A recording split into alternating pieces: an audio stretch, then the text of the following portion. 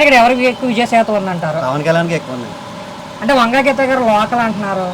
లోకల్గా సమస్య కాదండి. ఇక్కడ వంగా గీత గారు జడ్పీసీ చైర్మన్ చూసాం, ఎమ్మెల్యే కింద చూసాం, ఎంపీ గారి కింద కూడా చూసాం. ఇంకా పవన్ కళ్యాణ్ ఎప్పుడు చూడలేదు. ఆయన అభివృద్ధి చేస్తానంటున్నాడు. ఈసారి ఆయన చూడడంలో తప్పే ఉందండి. అలాగే ఆయనకి అభిమానులు కూడా ఎక్కువ ఉన్నారు. వర్గవారం కాపు కానీ ఎస్సీ కానీ అన్ని చోట్ల కూడా ఫ్యాన్స్ ఫాలోయింగ్ ఉంది ఎక్కువ. ఆయన మోడీ గారితో కూర్చొని పక్కన మాట్లాడి డబ్బులు తెచ్చి చేస్తా ఉంది.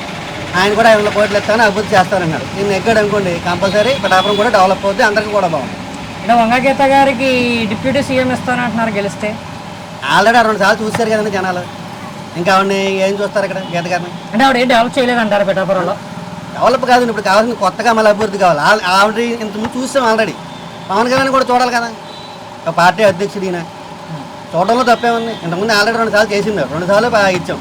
వరం గారు చూసాం, దొరబాబు గారు చూసాం, వెన్న నాగేశ్వర గారు చూసాం. వీళ్ళందరినీ చూసినాలే కదా.